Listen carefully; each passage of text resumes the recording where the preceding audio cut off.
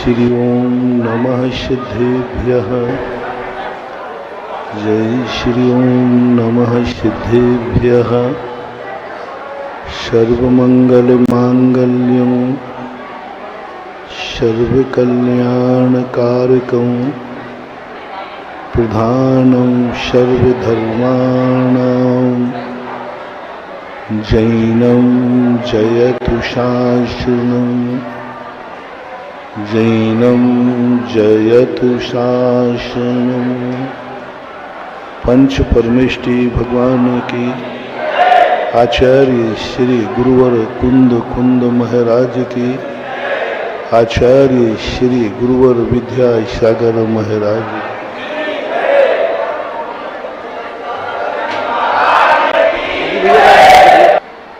दुख के जो सुख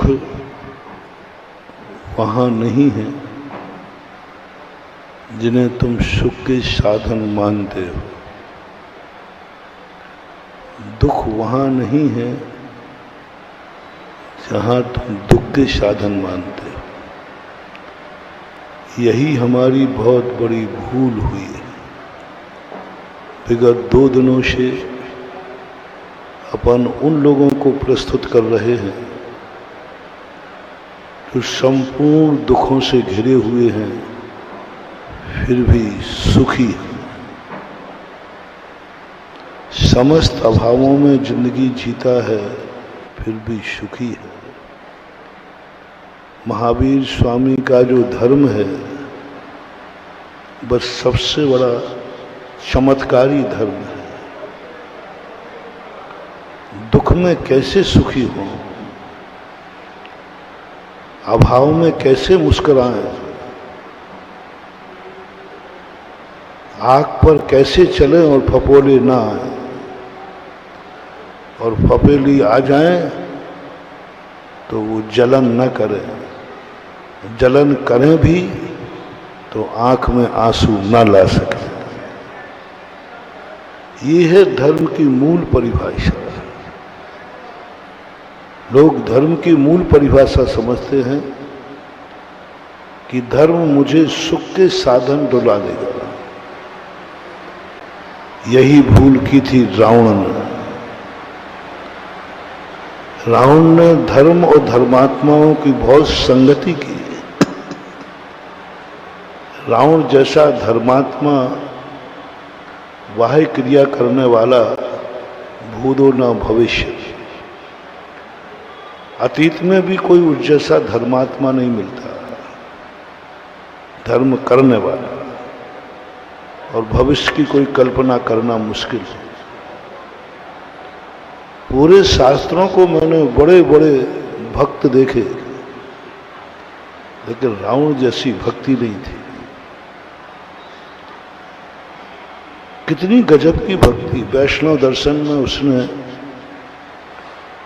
शीश काट काट के चढ़ा दी। जैन दर्शन में भगवान की भक्ति में वीणा का तार टूट गया तो उसने अपनी हाथ की नस निकालकर वीणा बजा दी। आज तक कोई ऐसा उदाहरण हुआ है? बताते हैं रावण जब ध्यान में बैठता था तो बड़े बड़े मुनि महाराज हिल जाएं, लेकिन रावण आसन से हिलता नहीं था। मुनि महाराज हिल जाते, रावण को कोई नहीं हिला पाया। उसने बैठ लिया कि हम यह मंत्र सिद्ध करके रहेंगे, वो करके रहता। रावण आज तक कभी अपनी साधना में फेल नहीं हुआ, कभी फेल नहीं हुआ। अपनी साधना में सदा वो सफल रहा। जो उसने ठाना वह मिला, जो उसने चाहा वह मिला। भगवानों से भी उसने जो चाहा वो मिला। नमोकार मन से जो चाहा वो मिला। भगवान की भक्ति से जो चाहा वो मिला। जो जो उसने चाहा। ऐसे बताते हैं कि रावण यदि अपने मन में किसी चीज को विचार ले, उसे वो पूरा करके छोड़ता है, और जिससे करवाना चाहे वो करता है, वो भगवान भी क्यों ना हो, भगवान भी क्यों ना हो, गुरु भी क्यों ना हो, कोई भी हो। रावण की इच्छा के विरुद्ध में आज तक कोई चल नहीं पाया। नमोकार मंत्र भी नहीं। नमोकार मंत्र ने भी रावण की इच्छाएं पूरी की। शांतिनाथ भगवान की शांति धारा ने भी इच्छाएं पूरी की।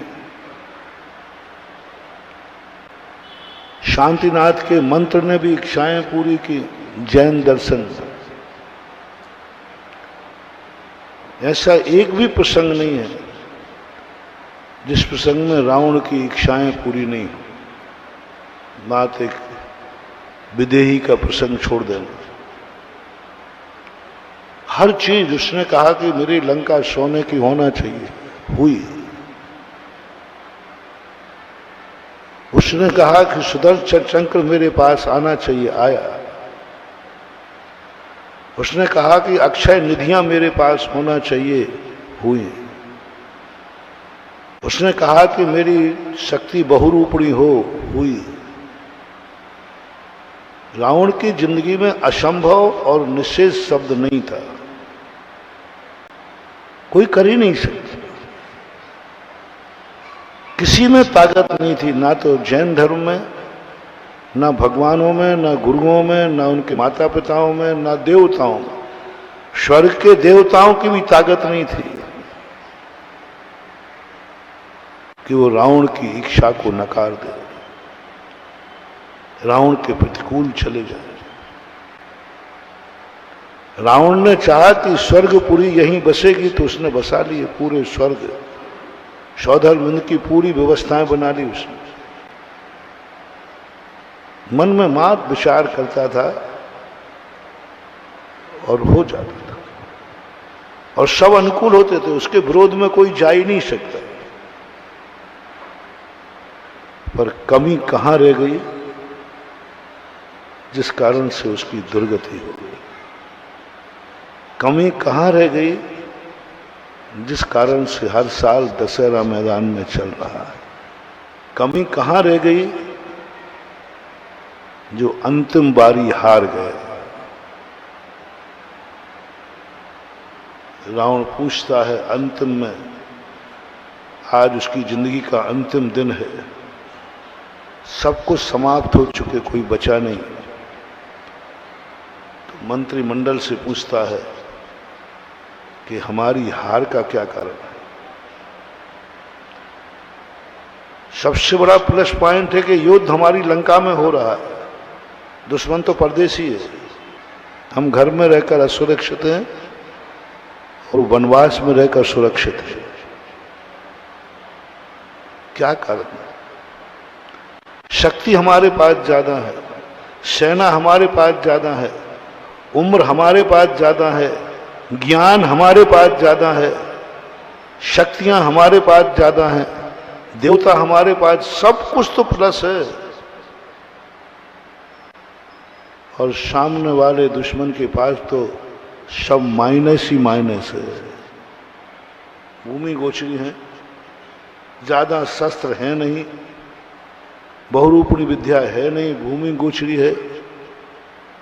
सारे देवता मेरा साथ दे रहे हैं, रामचंद्र जी की तरफ से कोई देवता साथ में नहीं थे, कोई देवता साथ में नहीं थे। यदि देवता साथ में होते तो देवता पता नहीं लगा लेते कि सीता कहां गई। सही तो विदेही का मालूम कर लेते कि सीता, देवता लगा देते। और देवता तो उनके परिवार की रक्षा करने वाले थे। वनवास के समय कोई देवता उनके पास नहीं था, एक भी देवता नहीं, एक भी देवता नहीं था, क्योंकि उस समय वो ना बलभद्र थे ना वो नारायण थे। लेकिन रावण तो चक्रवर्ती अर्धचक्री था, सब कुछ उसके पास, हजारों देवता जिसके पास थे। रावण के श्री राम के पास तो छोटी सी बानर सेना थी, कुछ नहीं था। देखा जाए तो कुछ भी नहीं था रावण के सामने।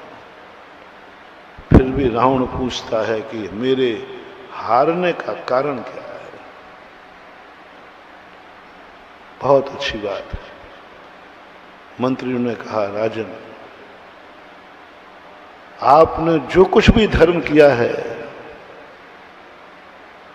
वो पाप की रक्षा के लिए किया है, और श्री राम के पास जो कुछ भी है वो धर्म की रक्षा के लिए। तुम पाप को बचा रहे हो, तुम्हारे पास जो कुछ भी शक्तियां हैं वो धर्म और धर्मात्मा को नाश के लिए है। आपका सोच, आपकी सिद्धि, आपकी साधना, आपका मंत्र, आपके भगवान, सब धर्म और धर्मात्मा का नाश हो। किसका नाश हो? धर्म और श्री राम का कहना है कि अधर्म का नाश हो और अधर्मी का नाश हो, बस इतना सा अंतर, कुछ नहीं है। तुम एक धर्मात्मा का धर्म मिटाना चाह रहे हो और वे एक धर्मात्मा का धर्म बचाना चाह रहे हो। उनके पास न्याय है, आपके पास अन्याय है। उनके पास न्याय है, वो अपने लिए नहीं लड़ रहे हैं, वे एक धर्म की रक्षा के लिए लड़ रहे हैं। और तुम धर्म की रक्षा के लिए नहीं लड़ रहे हो, अपने अधर्म की रक्षा के लिए लड़ रहे हो। और अधर्म और धर्म की जब भी युद्ध होगा, धर्म का विजय होगा, धर्म विजयी होगा। और यही स्थिति, यह परिस्थितियां जो, और दूसरा कारण है कि आप जो कुछ भी धर्म करते हो सुख की सामग्री पाने के लिए। आपका एक ही भाव है, मुझे सोने की लंका चाहिए, मैं सुखी हो जाऊंगा। जैसे कल मैंने कहा था, आपको भूख लगी है, आपके पास फुटपाथ पर सोए हैं, आपके पास कुछ भी धैर्य नहीं है, कुछ भी नहीं है। बहुत बढ़िया समझने के लिए महानुभाव, बहुत बड़ा मोटिवेशन दे रहा हूँ। फुटपाथ पर हैं, खाने को कुछ भी नहीं है, बीमारी है, चारों तरफ से संकट है, कपड़े भी नहीं, कुछ भी नहीं है। आपको कोई कहे मांगो, क्या मांगना चाहिए? बोलो, फुटपाथिया क्या मांगेगा?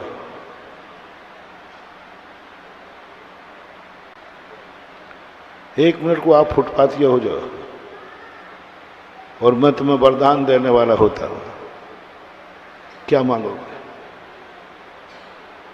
बस कुछ नहीं चाहिए, एक छोटा सी झोपड़ी हो जाए रहने को। यदि आपके पास धन नहीं है, कौड़ी भी नहीं है, क्या मांगोगे? धन मांगोगे। कपड़े नहीं है तो कपड़े मांगोगे। 2 दिन से खाया नहीं है और महाराज पूछें, बोलो बेटा क्या चाहते हो? बोल दो, जल्दी बोल दो। धनी कम्मा अन्नदाता, भूखा रोटी मांगेगा, प्यासा पानी मांगेगा, घर विहीन घर मांगेगा, धन विहीन धन मांगेगा, परिवार विहीन परिवार मांगेगा। आप दोनों दंपति की यदि शादी हो गई है तो क्या मांगोगे? 5-7 साल हो गए हैं,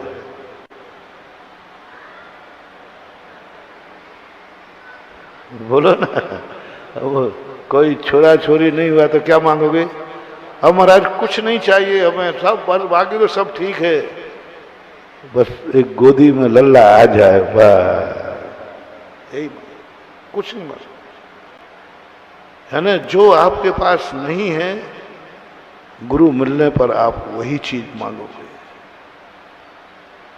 भगवान मिलेगा तो वही चीज मांगोगे जो आपके पास नहीं है। बस ये मिल जाए हम सुखी हो जाएंगे, मतलब बहुत सुखी, बस एक बेटा हो जाए बस सुखी हो जाए।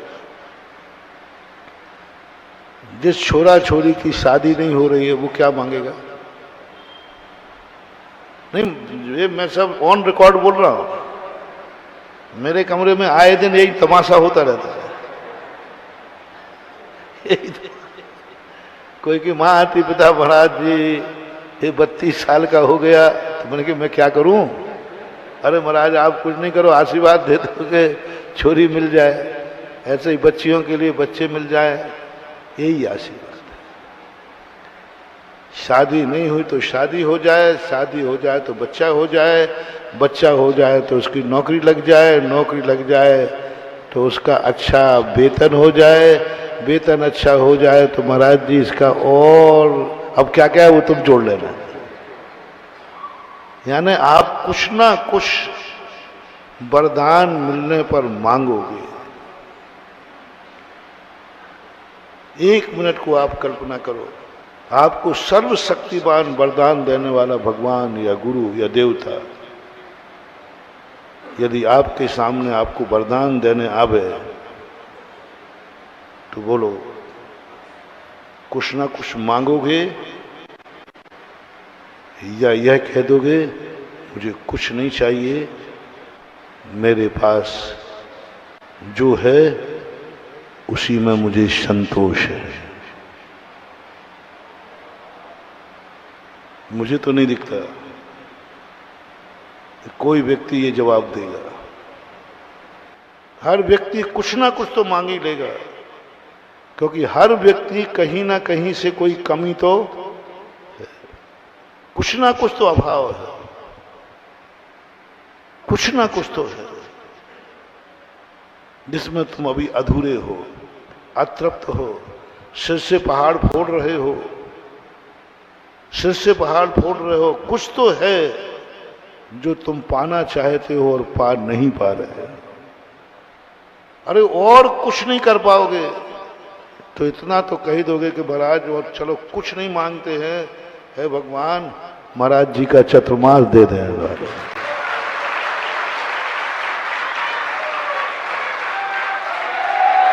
तुम मांगोगे तो सही, तुम बिना मांगे तो रह नहीं सकते, क्योंकि जन्म जन्म के भिखारी हो ना। जन्म जन्म का अपन सब मांगते, मुझे भी शामिल कर लेना भैया, तुम्हारी नहीं कह रहा हूं। जन्म जन्म से यह व्यक्ति सदा अधूरा रहा है, अतृप्त रहा है। जितना उसकी कुवत नहीं, जिसका उतना पुण्य नहीं, उससे ज्यादा इसकी इच्छाएं रही हैं, ज्यादा इच्छा। कोई भी नहीं कह सकता उससे एक कदम उसकी चाहत है। जीवन एक फिसले सफर है कि मंजिल पर पहुंचा कि मंजिल बढ़ा दी। जहां पहुंचता है उससे एक कदम फिर आगे बढ़ा देता है, फिर आगे बढ़ा देता है। इसका अर्थ तुम तो मांगो। जब जब हमें कोई महाशक्ति मिले और हमें कुछ मांगने का भाव आवे, कुछ पाने का भाव आवे, जो हमारे पास नहीं है वह पाने का भाव आवे, समझ लेना हमारे अंदर रावण का संस्कार विद्यमान है। जब जब रावण गया, जो जो उस पर प्रसन्न हुए उसने कुछ ना कुछ मांगा। देवता आए उनसे मांगा, भगवान के पास गया उनसे मांगा, गुरु के पास गया गुरु से मांगा। नमो, एक भी माला रावण ने निस्वार्थ नहीं फेरी, हर माला में स्वार्थ। वो जपते ही नहीं था नमोकार। रावण नमोकार मन जप रहा है, इसका अर्थ है कुछ ना कुछ उसे चाहिए। रावण मंदिर जा रहा है, समझ लेना चाहिए कुछ ना कुछ चाहिए। रावण गुरु की सेवा कर रहा है, इसका अर्थ उसे कुछ ना कुछ चाहिए। हो ही नहीं सकता। बस जैसे ही रावण कुछ करने बैठे सब समझ जाते थे रावण को कुछ चाहिए है, बिना उसके वो आ ही नहीं सकता। माँ बाप के पास भी जब जाता था माँ बाप समझ जाते थे कि कुछ ना कुछ चाहिए, बिना उसके तो आ ही नहीं सकता है, निस्वार्थ आ नहीं सकता, मेरी इच्छा पूर्ति करने आ नहीं सकता। रावण की 3 पहचान। वो माँ बाप के पास जाएगा इसलिए नहीं, निस्वार्थ भाव से, इसलिए नहीं कि मैं माँ बाप की इच्छा पूरी करूं, माँ बाप के लिए मैं कुछ करूं, नहीं। जब भी वो माँ बाप की तरफ देखता है तुरंत माँ बाप समझ आते हैं इस छोकरे को नियम से कुछ ना कुछ चाहिए, बिना इसके आ ही नहीं सकता। बिना इसके ये मम्मी की बटरबाजी कर रहा है, पिताजी को पापा वापा, समझ लेना छोकरा यदि मम्मी पापा से प्यार करे तो समझ लेना उसको कुछ ना कुछ चाहिए, अपनी बात मनवाना चाह रहा है। जब भी उसने कोई भी कार्य किया, भगवान के पास भी गया, मनोकामना, बस उसकी कोई ना कोई तमन्ना थी, कभी वो नहीं, उसकी माला कभी उसकी फिरती नहीं। तो जब तुम्हारे मन में ऐसा भाव आवे, दूसरी बात है कभी कभी आवे कि मुझे आज बहुत सुविधा है, महाराज ने वरदान दिया है, चलो हम मांग लेते हैं। जब महाराज खुद ही दे रहे हैं, महाराज खुद देने आए हैं तो क्यों चूकोगे? देवता खुद आए हैं कि मांगो। रावण क्या मांगना चाहते हो? रावण मांगता था, वो कहता मैं कोई भिखारी नहीं हूं। रावण से कहा था बोले भिखारी नहीं हूं मैं, लोग मुझे देते हैं तो मैं क्या करूं, खुद देवता देने आ रहे हैं, मेरा पुण्य खुद हमें धन दौलत दे रहा है, मैं कोई लूट नहीं आ रहा। रावण का धन लूटपाट का नहीं था, अत्याचार का नहीं था, वगैरह मेरी किस्मत का धन है, मैं करूं क्या, मेरी तिजोरियां भर रही हैं। एक पैसा भी उसका लूटपाट का नहीं था, सब मेरी तिजोरियां भर रही हैं, देखो ना अपने आप, क्यों खर्च नहीं करूं? हाँ डांका डाल के अय्यासी नहीं करूंगा, 1 नंबर में तो करूंगा। आज तक उसने किसी को नहीं छोड़ा, सबसे कुछ ना कुछ चाहा उसने, कोई भी हो। ये हुई जब भी तुम किसी महापुरुष के साथ, चाहे वो माता पिता हो, चाहे मंदिर हो, चाहे नमोकार मंत्र हो, चाहे भक्तांबर हो, चाहे शांति धारा हो, अपने मन में ये भाव आ जाए कि हमें कुछ चाहिए है, भूख लगी है, रोटी मिल जाए। रावण की नीति, 2 प्रकार के धर्मात्मा कर रहा हूं। भूख लगी है, रोटी मिल जाए, मकान नहीं है, मकान मिल जाए, बेटा नहीं बेटा हो जाए, शादी नहीं शादी हो जाए, व्यापार नहीं चलता व्यापार, जो जो तुम्हें करना है सब करो, ये धर्म है, अधर्म नहीं कह रहा हूं, धर्म है। लेकिन ये धर्म तुम्हें सब कुछ मिलाएगा, देगा तुम्हें। रावण को एक एक चीज दी धर्म ने, जो जो उसने चाहा सब मिला, तुम्हें भी मिलेगा, तुम्हें भी मिलेगा, तुम क्योंकि तुम धर्म करो, तुम्हें भी मिलेगा, सब मिलेगा, मिलता है और मिल रहा है। यदि तुम लोगों को इन मंदिरों से, भगवान के अभिषेक से, भगवान की शांति धारा से तुम्हें कुछ नहीं मिलता तो तुम बनिया पागल हो जो लाख लाख रुपए की शांति धारा यूं ले लेते हो। अरे चमड़ी जाए पर दमड़ी ना जाए, लाख लाख रुपया, 2 लाख 5 लाख 10-10 लाख, अरे मैंने कोई बनिया क्या कर रहा है। राजा खुश हो जाए तो खजाना खोल देता है, और बनिया खुश हो जाए तो 1 पैसे की चिल्लर बांटता है। कितने पैसे की? 1 पैसे की। पहले 1 पैसे की चिल्लर चलती थी, तांबे का वो आधा कटा हुआ चलता था, आधा। और ये ऐसी शांति धारा ले रहे हैं, लाख रुपया, 2 लाख रुपया, 5 लाख रुपया, पड़े जाओ। मैंने कहा ये बढ़िया है, ऐसे नहीं ले रहा है, इसको इसके बदले में कुछ मिलता है, कुछ ना कुछ मिलता है। बिना मिले बनिया चमड़ी जाए पर दमड़ी ना जाए, मिल रहा है मानवा। सारे भारत में शांति धारा हो रही है, सारे भारत में प्रतिदिन लाखों करोड़ों की शांति धारा हो जाती, पूरे भारत का कह रहा हूं। एक दिन की शांति धारा कम से कम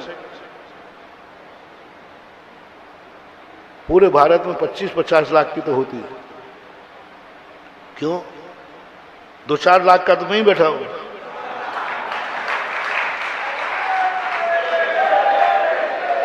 अच्छा, वो महीने का औसत कितना आ जाता होगा? 2-3 तो आ जाता होगा औसत, 2 मान लो औसत तो आ जाएगा। तो सबके मान लो 20-25 लाख रुपए पर डे हो रहे हैं।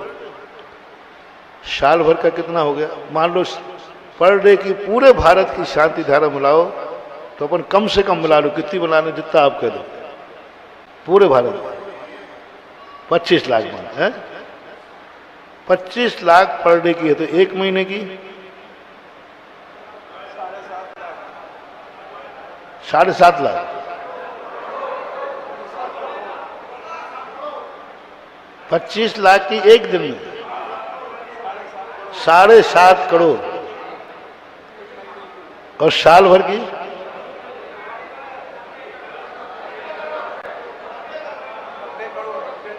90 करोड़ पर ईयर शांति धारा हो रही है ऑल इंडिया के अंदर, ऑल भारत।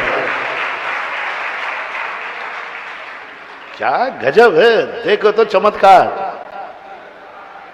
और बनिया 90 करोड़ की शांति धारा बनिया प्रतिदिन दान दे रहा है, मात यूं झल करने के लिए यूं टोटी रहा है। ओ हेलो, चलो और कम करना, चलो 25 नहीं 10 लाख पर सिलेंडर करें, तो एक दिन के 10 लाख तो 30 दिन के, तो साल भर के 36 करोड़ तो पक्का है। इसमें तो कम नहीं कर सकते, इतना तो भारतवर्ष में आराम से करोड़ों रुपया साल का व्यक्ति भगवान की मात ओनली शांति धारा की बात कर रहा हो। पागल है क्या ये सब? और एक बार नहीं, जब देखो तब शांति धारा। यही नहीं, अभी वो लकी वाला बैठा था ना ललितपुर का, अभी शांति धारा करके आया देवगढ़ में, ज्ञानोदय में, अभी आया यहां, जब देखो जब शांति धारा। मैंने कि अरे अरे बनिया की औलाद, फोकट में तो करने वाली, कुछ ना कुछ हो रहा है, हो रहा है। डॉक्टरों ने मना कर दिया कि जाओ तुम बचोगे नहीं, वे आज जिंदा होकर के प्रवचन सुनने आ रहे हैं। बोलो कुछ गलत तो नहीं बोल रहा हूं? ऐसे लोग जिन्होंने मरने की आशा छोड़ दी है। भक्तांबर में अपन ने पढ़ा था मात्र सोच्याम दशा मुपगताश्युत जीविताशा कुदभूत भीषण जलोधर, ये पढ़ा था मात्र। ऐसा भी होता है क्या? ऐसा भी होता है क्या जिसने जीने की आशा छोड़ दी हो, मरणासन डॉक्टर वैद्य ने सबने मना कर दिया, कोई नहीं बचा सकता, तो अपन को लगता था शायद ये कुछ अति संयुक्ति लिखी है। हाँ। और निलय जैसा व्यक्ति तो 100% अति संयुक्ति मानेंगे, क्योंकि वो तो धर्म से कोई मतलब नहीं। अभी जो धर्मात्मा है वो संबोहित है, वो तो सीधा कह देगा कि महाराज जी क्यों दुनिया को बुद्धू बना रहे हो? सोच्याम दशाम उपगता शुद्ध जीवित आशा, डॉक्टर ने कह दिया मरना बिल्कुल पक्का है, कोई नहीं बचा सकता, तो महाराज जी फिर भी आप लोग कहते हो तदपाद पंकज अर्जु मृत दिक्त देहा मृत्या भवंती मकरध्वज। महाराज जी ऐसा तो नहीं है, कई लोग कहते थे मेरे से कि महाराज जी ऐसा तो नहीं है कहीं ये गप लिखा हो, कहीं अतिशयोक्ति तो नहीं है, कहीं धर्म की महिमा मंडित करने के लिए तो नहीं है, कहीं भगवान की महिमा मंडित करने के लिए तो नहीं है, कहीं ये लोभ तो नहीं दिया जा रहा विज्ञापन करके। ध्यान रखना। मैंने कही सुनो सुनो, नकली माल एक बार बिकता है, नकली माल और एक बार लोग लेता है। यदि नकली शांति धारा होती तो बार बार एक एक परिवार साल भर में 10-10, 20-20 शांति धारा कर रहा है लाखों रुपए लेकर के। नकली नहीं होती, नकली दुकान साल भर चलेगी, आज 2500 साल से चल रही है, और जहां चल रही है वहां को देखकर दूसरे लोग और चला रहे। जो लोग शांति धारा का विरोध करते थे, मजाक उड़ाते थे, ऐसा कुछ होता है क्या? वे भी लाइन में लगे शांति धारा करते हुए पाए, क्योंकि उसके लाभ स्पष्ट दिख रहे। अब भक्तांबर पर संदेह करने की जरूरत नहीं है। लिखा होगा 700 साल 1300 साल पहले पूज्यवर मानतुंग आचार्य महाराज ने, 7वीं शताब्दी में लिखा गया भक्तांबर लिखा होगा। अब उस पर संदेह करने की जरूरत नहीं है। जो उन्होंने लिखा है हम आज साक्षात देख रहे हैं और आप अनुभव कर रहे हैं। जीने की आशा छोड़ दी, कोई नहीं बचा सकता, डॉक्टर ने भी कह दिया। और शांति धारा गंधोदक का गंधोदक जैसे ही माथे पे पहुंचता है वो जिंदा चल करके मंदिर आ जाता है। एक नहीं, और एक कोई एक सैंपल नहीं है, सैकड़ों सैंपल। कोरोना के अंदर 98 बल्कि 99% लोग मौत के मुख से वापस लौट के आए हैं इस शांति धारा की बदौलत।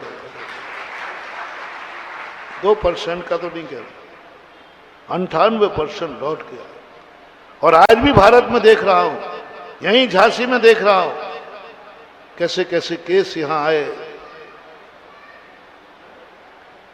रोते रोते शांति धारा की है, और शांति धारा के बाद हंसते हंसते आभार में शांति धारा कर रहे हैं। आभार में शांति धारा कर। दुनिया में मिलना कठिन है, और उसमें भी झांसी। अरे राम राम राम राम। झांसी में वो घर मिल जाए जिसमें आवाज ही नहीं होती हो, और 4 भाई मिलके रहते हैं, 4 के बेटे भाई मिलके रहते हैं, 4 पत्नियां महिलाएं रहती हैं, पूरा घर अखंड होके रहता है, और घर में आवाज भी नहीं होती। कभी कोई आवाज नहीं, कभी कोई ऊंची आवाज से बोलते ही नहीं। बहुत बड़ा रहस्य मानव। एक घर में 48 लोग एक साथ रहते थे, 4 पीढ़ी लगभग। उनसे सब लोग यही पूछते थे, हम तो 2 भाई भी नहीं रह पा रहे। और कई लोग तो कहते महाराज जी हम तो माँ बेटे भी एक साथ नहीं रह पा रहे। और हद तो जब हो जाता है, आप बोल दो, 2 व्यक्ति हैं कुल घर में, मियाँ बीवी, उन्हीं में खटपट। अरे भाई तुम 2 के अलावा कौन है? 2 हो, कम से कम 2 तो शांति से रहो। बोलो ऐसे घर हैं कि नहीं जिनमें 2 व्यक्ति हैं, उन दोनों में खटपट है। ऐसे व्यक्ति हैं जो एक बेटा और एक बाप है। बाप तो एक ही होता है, वो तुकबंदी बैठा देते ना। एक बेटा है, माँ बाप भी एक ही है, तो भी नरक बना हुआ है घर। क्या हो गया रे? एक माँ बेटा, एक बेटा जिनका इकलौता बेटा, और नरक बना हुआ है। बेटा बाप से दुखी हो, बाप बेटे। कौन सा कलयुग आ गया? 2-4 बेटे होते तो फिर भी बात थी, 2-4 जिठानी देवरानी होते तो फिर भी बात थी। एक बेटा, एक बहू, एक माता, एक बाप, तो भी इतना इतना नरक बन गया। बेटा बाप को कोस रहा है, बाप बेटे को कोस रहा है। बहुत बहुत बहुत बुरी हालत है दुनिया। अरे भाई कोई घर में नहीं है, चलो कोई बात नहीं, चलो कोई बात नहीं, जहां चार बर्तन रहेंगे वहां आवाजें, बस बस इतनी धीमी आवाज करना, इतनी धीमी आवाज करना कि जिसको तुमने गाली दी बस उसके अलावा कोई नहीं सुन ले रहे हैं। बस दूसरे को पता, घर में भी दूसरे को पता नहीं चले, तुम दोनों लड़ लेना, लेकिन मम्मी पापा को पता नहीं चले। तुम कुछ गड़बड़ कर लेना आपसी में, किसी को पता नहीं चले। सेकंड नंबर का घर। और तीसरे नंबर का घर वो है जो घर में कहाँ सुनी होती है, घर में आवाजें होती हैं लेकिन पड़ोसी नहीं सुन पाता, घर की आवाज घर में ही निपट जाती है। घर में लोग निपटा देते एक दूसरे को करके। देरी के बाहर घर की आवाज जाना ये निकृष्ट घर का लक्षण है, ये राक्षसों का, पापियों के घरों का लक्षण है, ये जैनी का घर का लक्षण है। जैनी के घर मैंने तीन आवाजें दे दी। पहला आवाज ही, दूसरी आवाज हो तो सीमित हो, तीसरी आवाज हो तो घर की दीवारों के, परिवार की आवाज परिवार में। बंटवारा हो, परिवार बैठ के बांट लो। कहा सुनी हो, परिवार में बैठ के एक दूसरे से क्षमा मंगवा लो, एक दूसरे को समझा दो। ये तीन घर ही जैनियों के घर हैं, बाकी सब राक्षसों के घर हैं। जिन घरों के बंटवारे, भाई भाई के बंटवारे पड़ोसी कर रहा है, कोर्ट कर रहा है, क्या तमाशा मचा रखा है। कोर्ट कर रहा है, कुड़की हो रही है, कमिश्नर बैठ रहा है भाई भाई के बंटवारे के लिए। पड़ोसी बैठ रहे हैं, पड़ोसी तमाशा देख रहे हैं भाई भाई की लड़ाई का। मानव कोई नहीं भाई, या तो तुम पूर्व के राक्षस थे या राक्षस बनने की तैयारी तुमने कर दी। इसलिए अच्छा है धर्म के उपदेश के साथ साथ ये उपदेश भी तुम अपने जीवन में अवतरित करते जाओ। घर की बात को, घर की देरी के बाहर, ओ देवियो, ओ राक्षसनियो, अपनी भाषा ही बोल दो ना सीधी सीधी। अपने घर की बात, चाहे देवरानी की हो, चाहे जेठानी की हो, चाहे सासू की हो, चाहे ननद की हो, अपने देरी के बाहर कभी बुराई मत निकालना। यदि तुमने ये नियम ले लिया तो आज मनुष्य नहीं हो, कल देवी बनोगी, पक्का है। लो कुछ मत करो, कोई धर्म नहीं कर रहा मत करो, कोई उपवास नहीं बनते मत करो, कोई और भी बड़े धर्म नहीं बनते मत करो। एक ही नियम ले लो, मैं अपने घर की बात घर की दीवार के बाहर कभी नहीं निकालेंगे, चाहे मरे तो मर जाएंगे। जाओ, इतने में मैं तुम्हें वरदान देता हूं, तुम्हारी स्त्री पर्याय सार्थक हो जाएगी। अब तुम पुरुष बनोगी या नहीं बनोगी मुझे नहीं कह सकते हम, देवी बनोगी कि नहीं बनोगी पक्का नहीं कह सकता हूं। ये दावे से कहता हूं, अगला भाव फिर तुम्हारा जैन कुल में होगा। अगला भाव फिर तुम्हारा जैन कुल का होगा। मात इतना नहीं, हम अपने घर की बात नहीं कहें, पीहर भी नहीं। जब वो बात अलग है कि सिर से ऊपर हो जाए, वो बात अलग, लेकिन नहीं, जनरल बात है। मंदिर में बैठी है, सासू बहू की बुराई कर रही, काहे की सासू है, डायन है, बुढ़िया बन के राक्षस नहीं बनेगी। जो सासू अपने बहू की बुराइयां मंदिरों में बैठ के करती, चौराहों के बैठ के करती, सहेलियों से बैठ के करती, अपने घर के बाहर करती है। सबसे पहला मुंह बंद सासुओं का होना चाहिए। ताली बजाइए, ध्यान रखना, और ज्यादा बढ़ाइए ताली बहुओं ने। मैंने सासू को राक्षस नहीं कह दिया ना, तो बहुओं ने बनाई, लेकिन ध्यान रखना, आज की बहू कल की सासू, तुम्हारे लिए भी ये ताली काम करना चाहिए। जो कहते वो सीरियल था तुम्हारा, सास भी कहूं बहू थी,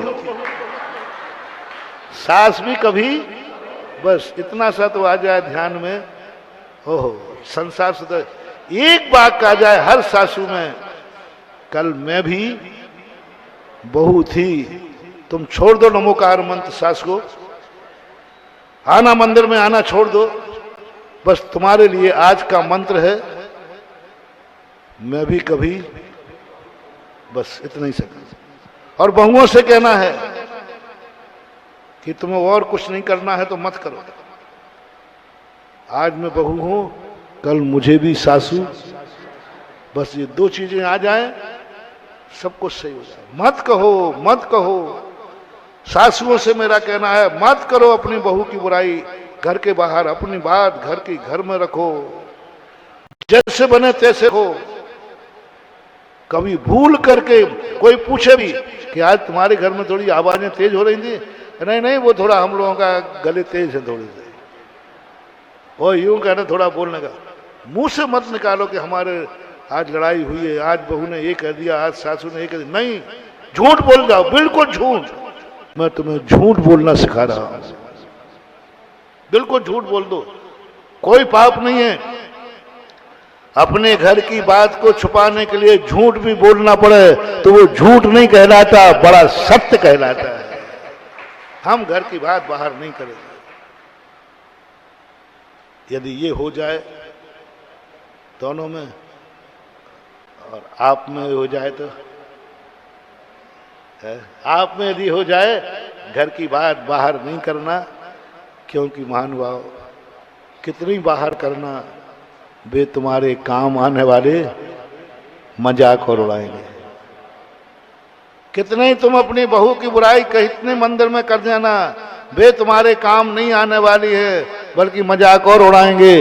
देखा इनके घर में ऐसा है, कोई काम नहीं आता, अंत में काम आएगा तो अपना घर का ही व्यक्ति आता। कहते हैं ना बुंदेलखंड में, गोड़ो जब टूटता है तो पेट की तरफ टूटता है। भाई जैसा बैरी नहीं और भाई जैसा मीत नहीं। राजस्थान में एक कहावत है,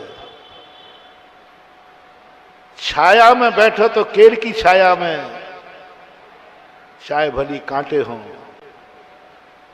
और सहारा लो तो भाई का, चाहे भली बैरी हो। बैरी भी है तो भाई तो भाई। तो ये स्थितियां, उसको मैं उदाहरण दे रहा था। आज हमें यही गर्व है इसी बात को लेकर।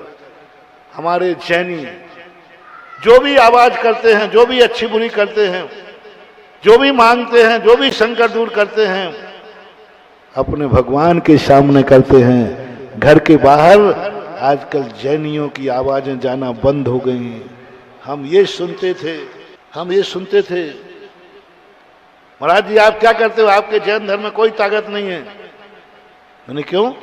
आपके जैनी हमारे यहाँ झाड़ा लगवाने आते हैं, आपके जैनी हमारे यहाँ अगरबत्ती, अजैन कहते थे लोग। कहते महाराज क्या आपके यहाँ कुछ है ही नहीं, आपके यहाँ आपके भक्तों के संकट दूर करने का आपको कोई साधन नहीं, कोई उपाय नहीं है, वो मेरे यहाँ आते हैं सब। आग लग जाती थी मुझे। जैसे आपका बेटा आपके सामने कहे कि तुम्हारा बेटा हमारे यहाँ रोटी मांग रहा था। बोले तुम्हारे यहाँ रोटी मांग रहा था? बोले हाँ, आपके यहाँ रोटी नहीं है तभी तो मांग रहा था। बोलो क्या हुआ, कैसा लगेगा, कैसा लगेगा?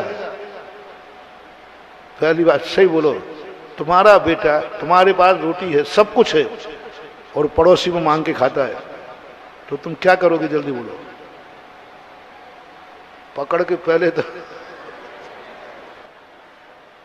जम के धुलाई करोगे, रोगे, गाओगे, तूने मेरी इज्जत धो दी, मिट्टी में मिला दी, तू पड़ोसी में क्यों मांगे? जब तुम्हारे बेटे को पड़ोसी में मांगते देखकर तुम्हें आग लगी, थप्पड़ उठाया, मैं भी तुम्हारा कोई हूं रे।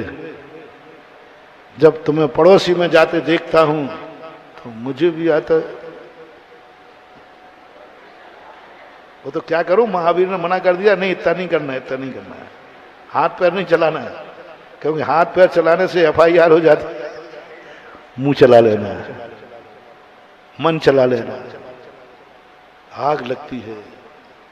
हमारे जैन कुल में, हमारे जैन मंदिरों में, जैन धर्म में, जैन में इतनी ताकत अपरंपार भरी है, फिर भी हमारे जैनी दुनिया में जाकर के हाथ फैलाते हैं, कहीं चादर चढ़ाते हैं, कहीं अगरबत्ती लगाते हैं, पता नहीं कहां कहां जाकर के क्या क्या करते हैं। वो तो भगवान ही मालिक है।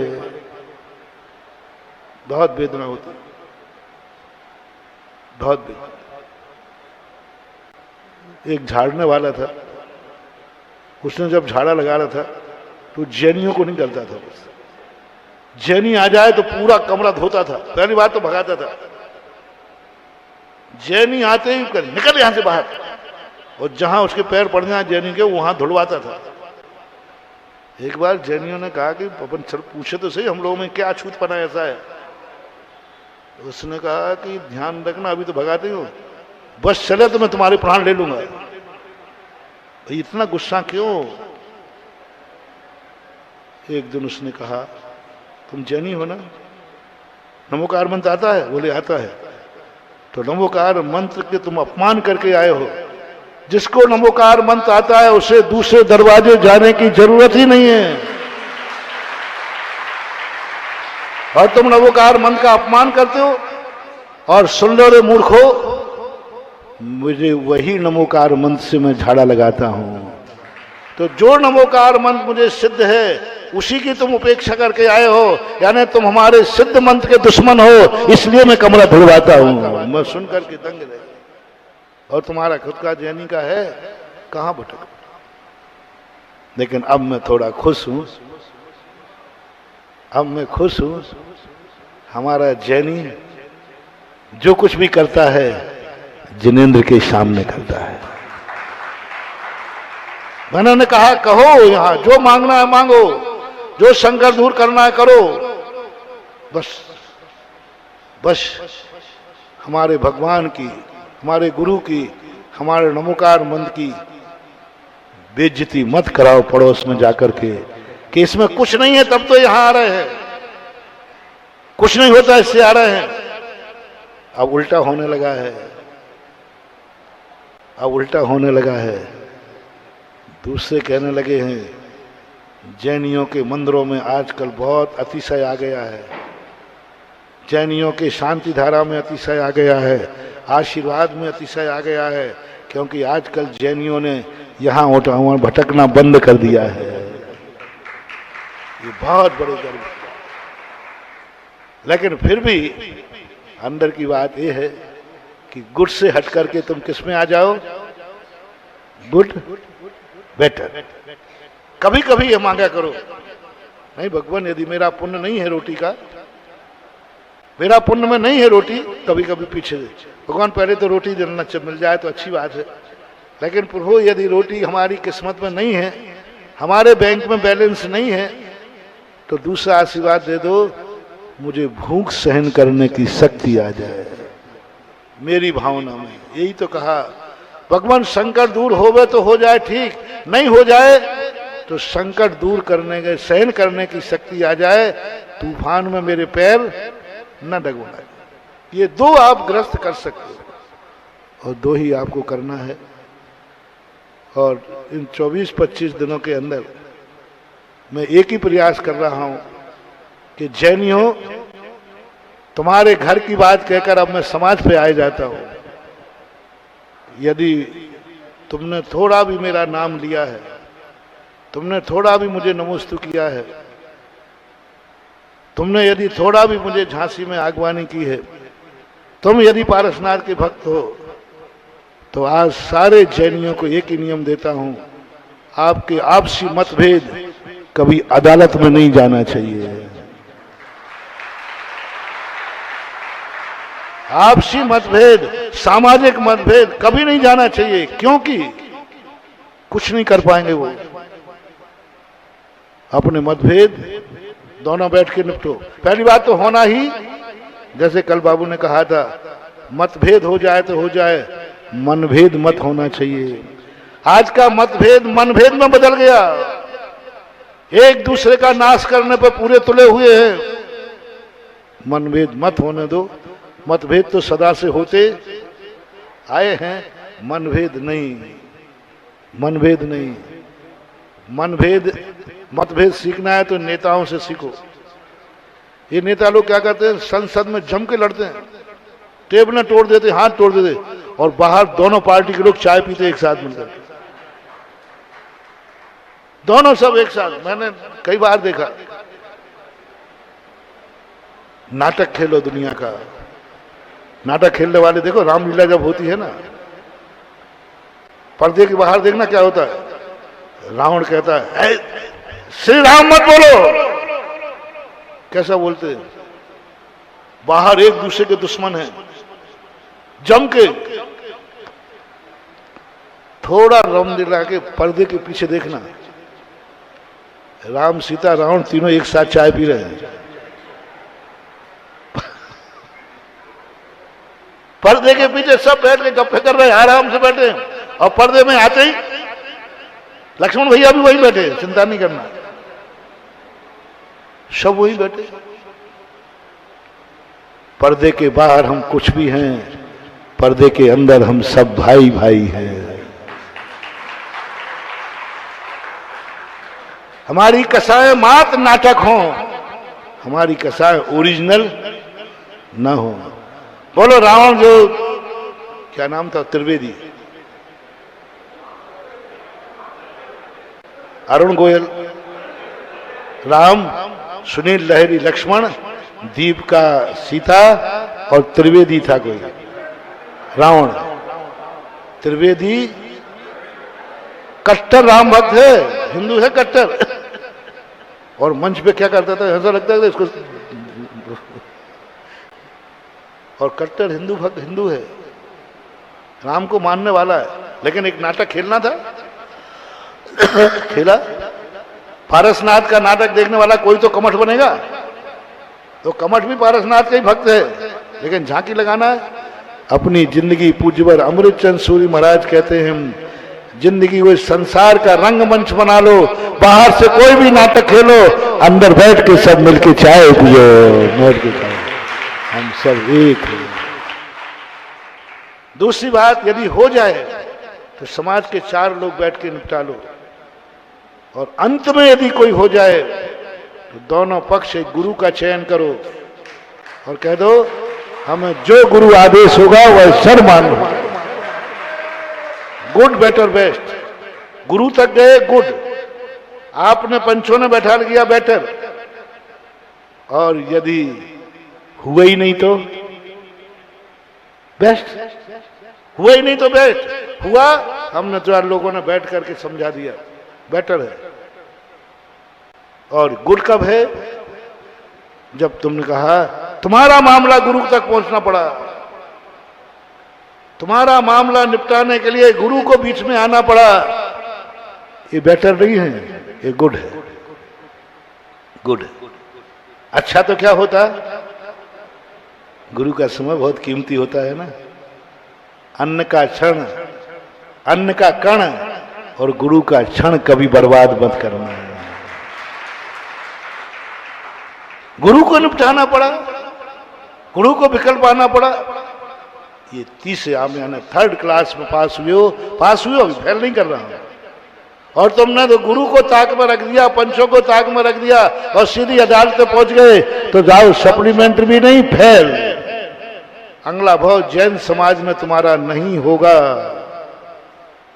आप जैनियों को 3 ही निर्देश है, कोई भी विसंवाद होने पर दोनों पक्ष सिर पर लेकर गुरु के सामने कोई शर्त नहीं, कोई शर्त नहीं, कोई इच्छा नहीं, गुरु का आदेश सर्वोपरि। गुरु कहें छोड़ के निकल जाओ झांसी, यहां से चला जाऊंगा, कुछ नहीं चाहिए मुझे गुरु का देश, निकलूंगा भी तो गुरु के मुख से निकलूंगा। रामचंद्र जी ने यही कहा। लक्ष्मण बोले भैया तुम्हें राज्य से निष्कासित किया जा रहा है। बोले कौन कर रहा है, कोई दुश्मन, कोई मजाल है किसी की जो मुझे बोल के दिखाए, मैं उसकी जीभ निकाल लूंगा। लेकिन मेरे अभाग्य हैं, मुझे अयोध्या से निष्कासन मेरी मां दे रही है। ऐसे ही तुम मानना कि यदि गुरु ने कह दिया छोड़ दो सब सारी संपत्ति, तो कहना मेरे अभाग्य होंगे, मैंने गुरु की आज्ञा मान करके छोड़ दिया। गुरु के सामने शर्त नहीं, कसाय नहीं, कुछ नहीं, समर्पण, ये तीसरा नंबर है। दूसरा नंबर है कि ठीक हम दो में मतभेद हो गए, समाज के 4 लोग मिट करके निपटा देता है। और बेस्ट क्या है, ना तुम्हारा स्वार्थ है, ना तुम्हारा स्वार्थ है, ना तुम्हें इससे कमाई है, ना इससे तुम्हें कमाई है, विवाद होने ही मत दो ना। लेकिन वो थोड़ा कठिन है, और झांसी में तो और कठिन है। झांसी की समाज से उम्मीद करूं कि तुम्हारे बीच में विवाद होना ही नहीं चाहिए, नहीं लगता। 2 में जरूर उम्मीद है, या तो तुम पंच बिट करके निपटा लो, और नहीं निपटते हो तो गुरु के सामने समर्पित होकर के निपटो।